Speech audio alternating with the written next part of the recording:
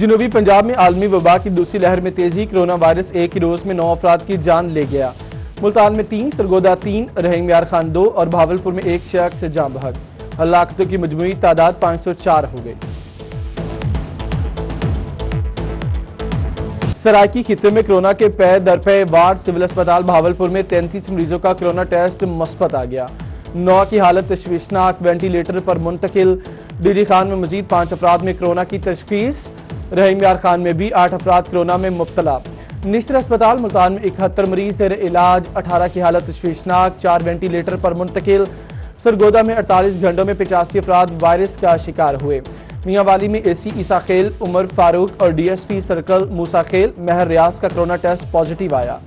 دونوں آفیسرز نے خود کو گھر پر قرنطینہ کر لیا۔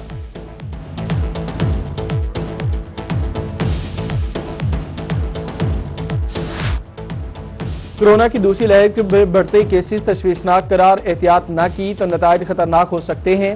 مظفر گڑھ میں ڈی سی امجد شعیب ترین کی اجلاس میں گفتگو، بولے علماء کرام، سول سوسائٹی اور میڈیا کے ذریعے عوام کو کرونا سے متعلق آگاہی فراہم کی جائے۔ شہریوں کو پہلے جیسی احتیاط برتنے کی ضرورت ہے۔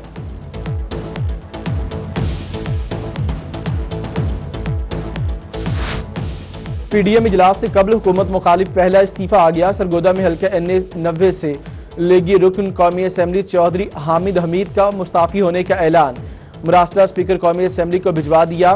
بولے بجلی، گیس، ادویات، سبزیاں، دالیں سب مہنگی ہیں اور ملک میں بے روزگاری کا سیلاب ہے۔ نااہل اور نالائق وزیر اعظم کو اب گھر جانا چاہیے۔ انتظامیہ کی عدم توجہی یا کوئی اور وجہ، 1 سال گزر گیا، بہاولپور جنرل بس سٹینڈ کا ٹھیکہ نہ ہوا۔ سرکاری اہلکار خود اڈا فیس اکٹھی کرنے لگے۔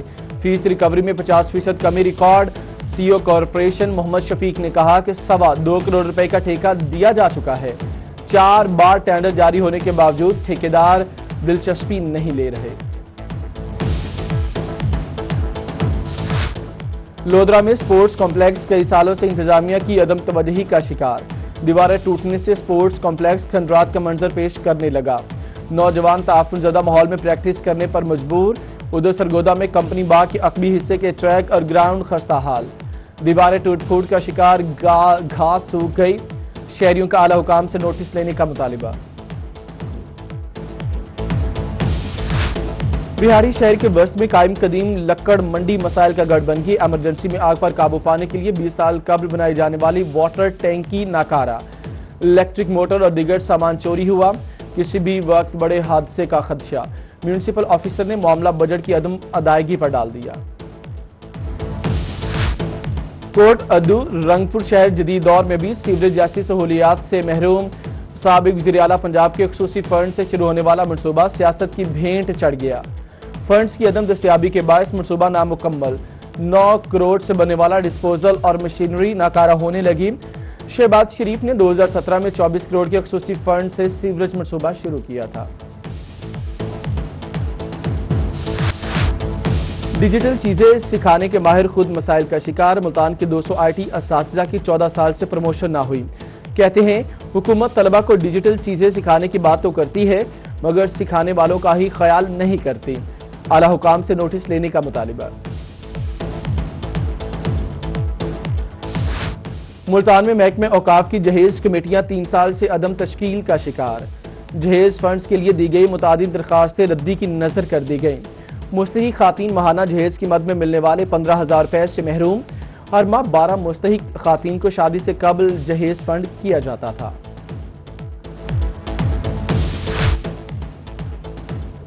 پاکستان ریلوے ملتان ڈویژن کی فریٹ ٹریڈ آمدن ڈبل ہو گئی۔ ریلوے کی ماہانہ آمدن میں 5 لاکھ روپے کا اضافہ۔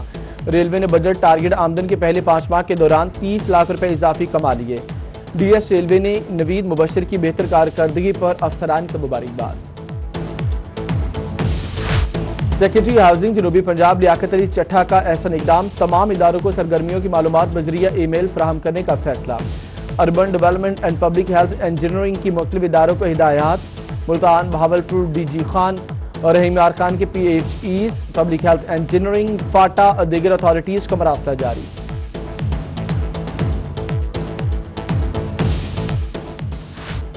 ملتان میں نہری پانی کی کمی کو پورا کرنے کے لیے حکومت کا ڈرپ اریگیشن منصوبہ، ڈائریکٹر واٹر مینجمنٹ نے کہا کہ ڈرپ اریگیشن کے لیے کاشتکاروں کو حکومت 60% سبسڈی دے رکھی ہے۔ 3.5 سے 15 ایکڑ تک کے کاشتکار درخواست دے سکتے ہیں۔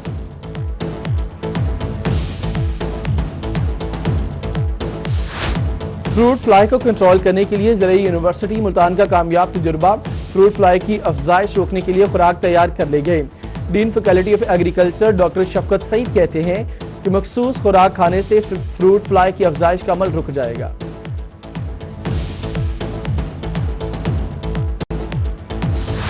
روہی بنا سرگودا کے باسیوں کی آواز۔ روہی پر خبر چلنے کے بعد بل جمع تحصیل آفس کی 10 روز کے بعد بجلی بحال کر دی گئی۔ پیسکو حکام نے عدم ادائیگی پر بجلی کا کنیکشن کاٹ دیا تھا۔ پاکستان کو پولیو فری بنانے کا عزم۔ مظفر گڑھ میں پولیو ورکرز عوام کی خدمت کے لیے پیش۔ دریائے چناب پار خطرناک سفر کر کے 32 موضوعات میں بچوں کو قطرے پلانے میں مصروف۔ کہتے ہیں ایک ہفتہ کشتیوں کا سفر کر کے بچوں کو پولیو سے بچاؤ کے قطرے پلائے۔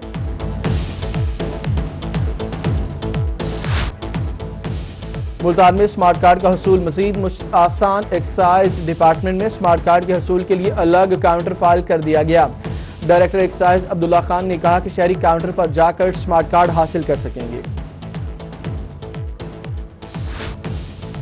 ملتان میں باہمت پروگرام کے تحت بزرگ خواتین کی رجسٹریشن کا عمل جاری۔ سوشل ویلفیئر کی جانب سے بزرگ خواتین کی بایو میٹرک تصدیق کی جانے لگی۔ تحصیل آفس میں 500 سے زائد خواتین کی رجسٹریشن کر دی گئی۔ پروگرام کے تحت 65 سال سے زائد عمر کی خواتین کو ماہانہ 2000 روپے فراہم کیے جائیں گے۔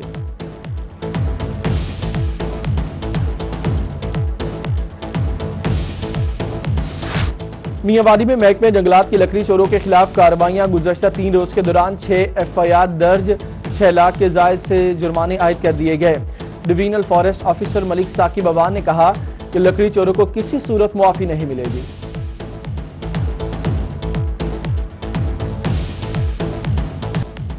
ہائی کورٹ ملتان بینچ میں 14 سالہ لڑکی کی بازیابی کے حوالے سے دائر درخواست پر سماعت کی گئی۔ پولیس تھانہ صدر جلال پور نے 14 سالہ مغویہ عاصمہ بی بی کو بازیاب کروا کر عدالت میں پیش کیا۔